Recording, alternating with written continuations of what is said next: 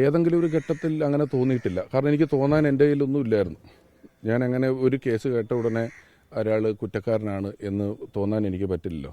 കാരണം ഇത് പറഞ്ഞ ആളെ എനിക്ക് വ്യക്തിപരമായി പരിചയമില്ല. അയാൾ പറയുകയാണ് ഇന്ന ആൾ പറഞ്ഞിട്ടാണ് ഞാൻ ചെയ്തതെന്ന് പറഞ്ഞത്. അത് കേട്ട ഉടനെ എനിക്കിത് കുറ്റക്കാരനാണെന്ന് ചിന്തിക്കാനുള്ള ഒന്നും എൻ്റെ കയ്യിലില്ല.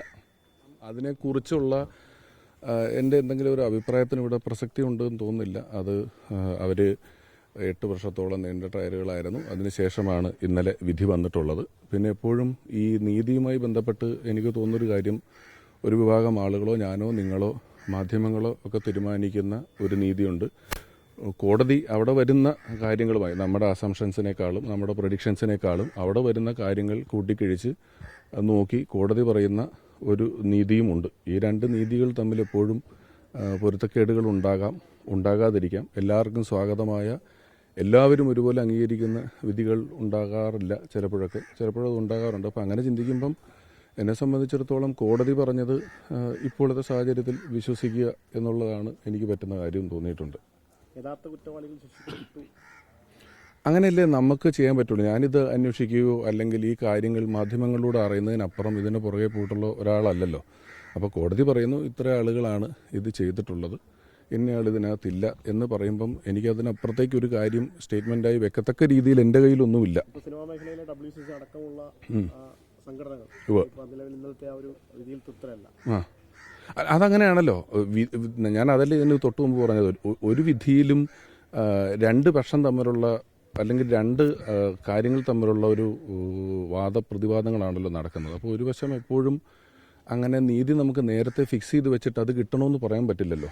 കോടതിയുടെ ചടങ്ങുകൾ, കോടതിയുടെ നിലപാടുകൾ എപ്പോഴും അവിടെ എത്തിയ കാര്യങ്ങൾ അപഗ്രഥിച്ച് അവർ പറയുന്നതിൽ നിന്ന് എടുക്കുന്ന തീരുമാനമാണെന്നുള്ള ബോധ്യം എനിക്കുള്ളതുകൊണ്ട് എനിക്കതിനകത്തൊരു പ്രെജുഡിയസ് ആയിട്ട് ഇന്നതാണ് ഈ കേസിലെ വിധി വരിക, അതുകൊണ്ട് ഇത് ഇന്നപോലെ നടക്കാവുള്ളൂ എന്ന് ചിന്തിക്കാനുള്ള സ്വാതന്ത്ര്യം ഇല്ലാത്ത ആളാണ് ഞാൻ. ഇപ്പോൾ ദിലീപിനെതിരെ ഗൂഢാലോചന കുറ്റമാണ് ചുമത്തിയത്. സ്വാഭാവികമായിട്ടും ദിലീപ് കുറ്റക്കാരനല്ല എന്ന് കോടതി കണ്ടെത്തി. അതൊരു വേട്ടയാടലാണ്, അങ്ങനെ എന്തെങ്കിലും ആണ് നിലവിൽ ഇപ്പോൾ ഗൂഢാലോചന കുറ്റം ചുമത്തിയവർക്കെതിരെ ദിലീപ് നിയമനടപടിക്ക് പോകാൻ പോകുന്നത്? അല്ല, ചെയ്തിട്ടില്ലെങ്കിൽ അതങ്ങനെ വേട്ടയാടലാണ്. അത് നമുക്കറിയില്ലല്ലോ. അത് അദ്ദേഹമാണ് പറയേണ്ടത്. ഈ വേട്ടയാടപ്പെട്ടത് അല്ലെങ്കിൽ ഞാൻ ഇത്ര കൊല്ലം വേട്ടയാടപ്പെട്ടു എന്ന് ഇന്നലെ അദ്ദേഹം ഇറങ്ങിയ ശേഷം സ്റ്റേറ്റ്മെന്റ് പറഞ്ഞിട്ടുണ്ട്. ഇനി അത് അദ്ദേഹം പ്രൂവ് ചെയ്യണം. അങ്ങനെ അതാണ് അദ്ദേഹത്തിനെതിരെ വേട്ടയാടപ്പെട്ടിട്ടുണ്ടെങ്കിൽ അദ്ദേഹം അത് കോടതിയിൽ പ്രൂവ് ചെയ്യേണ്ട കാര്യമാണല്ലോ. നമ്മളെങ്ങനെയാണ് ഇപ്പം ഇത്ര 8 വർഷത്തെ ട്രയലിന് ശേഷം പോലും കൃത്യമായി അങ്ങനെ ഇങ്ങനെ പ്രൂവ് ചെയ്യാത്ത അല്ലെങ്കിൽ പ്രൂവ് ചെയ്തിട്ട് കാര്യത്തിൽ ഒരാൾ അക്യൂസ്ഡ് ആണെന്നോ ഇയാൾ എന്നത് ചെയ്തിട്ടുണ്ടെന്നോ ഒക്കെ എങ്ങനെ ഒരു നിലപാടിൽ നമുക്കെത്താൻ പറ്റും? അതാണ്. ഞാനും അജ്ഞനല്ലേ ഈ വിഷയത്തെ പറ്റി, അത് അവർക്കൊക്കെ അറിയാവുന്ന കാര്യങ്ങളല്ലേ.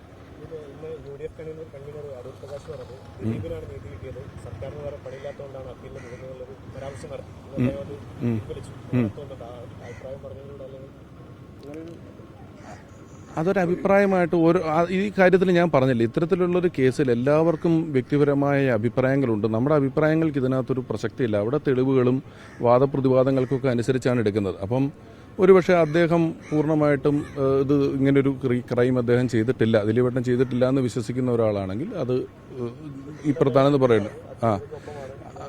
അല്ല, അതിജീവിതയ്ക്കൊപ്പം നിൽക്കുന്ന ഒരാൾക്കും, അപ്പോൾ ഞങ്ങളൊക്കെയാണ്, എനിക്ക് ഇവരെല്ലാവരുമായിട്ടും എല്ലാവരുമായിട്ടും വ്യക്തിപരമായ അടുപ്പമുള്ള ആളാണ് ഞാൻ.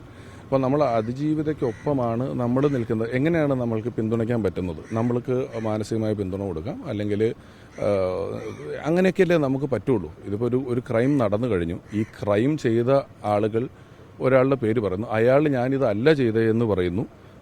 എനിക്കും നിങ്ങൾ പറയുന്നതിനപ്പുറം ഈ മാധ്യമങ്ങളിലൂടെയുള്ള അറിവിനപ്പുറം ഒരു കാര്യം എങ്ങനെയാണ് ഇത് ചോദിച്ചറിയാൻ പറ്റുന്നത്? അത് വെച്ച് നോക്കുമ്പോൾ ഓരോരുത്തരും അവനവൻ്റെ അഭിപ്രായങ്ങൾ പറയും. പിന്നെ ഈ പ്രസ്താവന പിൻവലിച്ചു എന്ന് പറയുന്നത് എപ്പോഴും ഒരു പർട്ടിക്കുലർ സാഹചര്യത്തിൽ ഇന്നലെ നോക്കും ഒരു വലിയ വിഭാഗം ആളുകൾ തിരിച്ച് വിശ്വസിക്കുന്നു. അവരും ഇങ്ങനെ നമ്മൾ പറയുന്ന പോലെ അറിഞ്ഞോ അറിയാതെയോ അല്ലെങ്കിൽ കാര്യത്തെക്കുറിച്ച് പഠിച്ചോ പഠിക്കാതെയോ കേട്ടറിവുകളും ഊഹാപോഹങ്ങളും വെച്ച് അവരും ഒരു ഡിസിഷനിലെത്തിയിട്ടുണ്ട്. അപ്പോൾ അതിനോട് യോജിക്കാത്ത സ്റ്റേറ്റ്മെൻറ്റുകൾ വരുമ്പം ആക്രമണങ്ങൾ അല്ലെങ്കിൽ അതിനെക്കുറിച്ച് പലതും പറഞ്ഞു വരാം. അതിപ്പോൾ നമ്മളിപ്പോൾ ഇത്തരത്തിൽ സംസാരിച്ചതിൻ്റെ ഈ പറഞ്ഞ കാര്യങ്ങൾക്ക് എതിരഭിപ്രായമുള്ള ആളുകൾ ഇതിൽ വന്ന് ചിലപ്പോൾ എന്നെ ഇനി ചീത്ത വിളിക്കാനുള്ള സാധ്യതകളുണ്ട്.